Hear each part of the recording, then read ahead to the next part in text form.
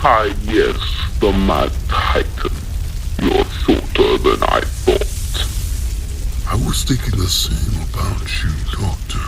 However, your quips will be nothing in my mere presence. Is that so? With all 6 stones, I am a god. I am inevitable.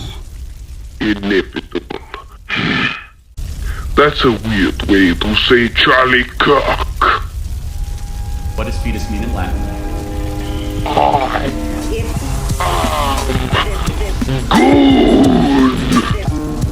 good. Doomsday! Doomsday? Doomsday!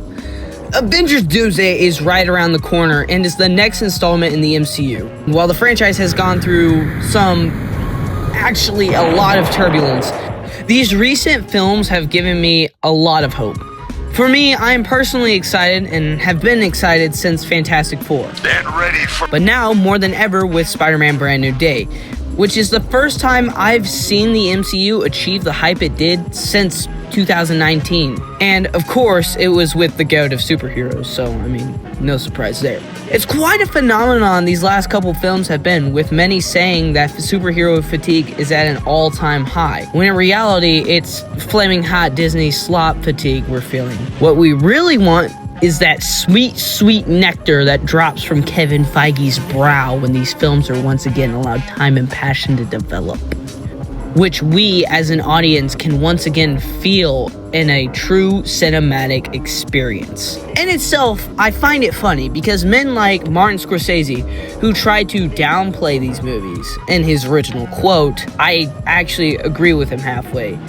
But when the culture reacts the way it does to these movies, I can't help but disagree.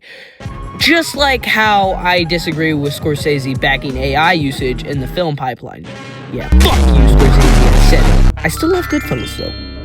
However, when it comes to Doomsday on its own, there is a lot on the line. Whether it's the juggling it'll have to do, the build-up it didn't have, casting choices, characters, and competition, all of which are simply the cards Doomsday have been dealt.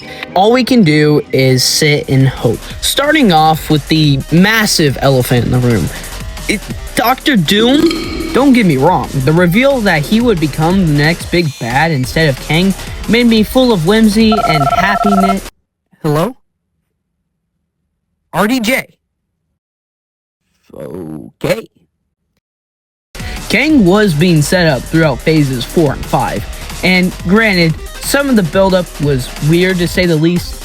Fun little story, but when Ant-Man Quantumania came out, my school took us on a field trip to see it in theaters. From there, I watched Marvel massacre one of my favorite villains, MODOK. Some dumbass producer passed plastering MODOK's tiny little ass cheeks all over the silver screen, giving 13-year-old me permanent trauma.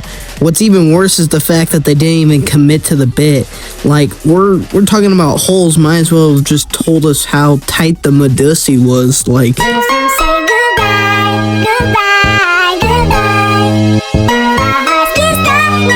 Maybe Ant-Man does deserve to die after that? The hell, Scott?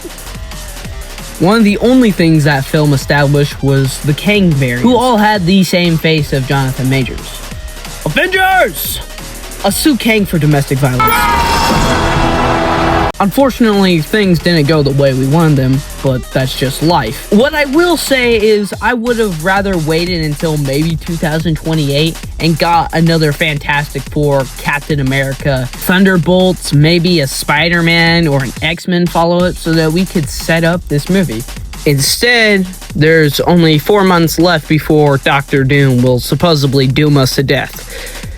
Oh well, I guess. On top of the fear of this movie flopping from lack of hype, which I really doubt after what the Thunderbolts, Fantastic Four, and Spider-Man did for the image of Marvel, there's the lingering thought of whether or not this movie will even be good.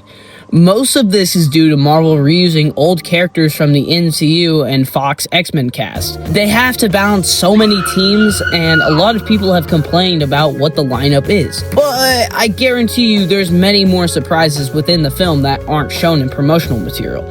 After all, we only have one trailer and 4 teasers. Furthermore, all of the nostalgia bait is incredibly obvious. You can make an educated guess on some of these plot lines and scenes they'll put into this movie. Mr. Stark, what happened? There is no Stark, only Goon. And I will Goon.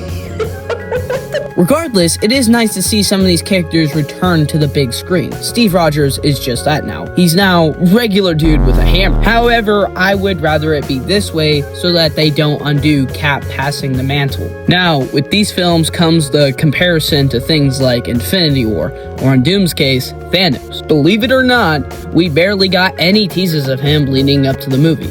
Crazy, I know. So don't mind me when I worry that he won't live up to Thanos. Just don't tell Kevin Feige I said that, or he might shove his Fantastic Four fingers into... I'm not gonna read that. One thing I like about Doctor Doom is his contrast to Thanos. Thanos is a warrior who isn't inherently evil. He thought he was doing the right thing for the universe. Doom, on the other hand, embodies wrath and what seems to be a little more selfish when you look at it on a multiversal scale. If you watch the trailer 2 leak, you'd get that vibe a lot more than the first. I don't understand why they didn't release that trailer instead. Other than that, I don't see this movie having much competition with, say, the DCU. As a matter of fact, Doomsday should worry more about Dune than the goddamn Condiment King movie. Yo, Jeremy Glock, whatever you're snorting, please stop. Lock in. Thank you. Subscribe to Side Guy.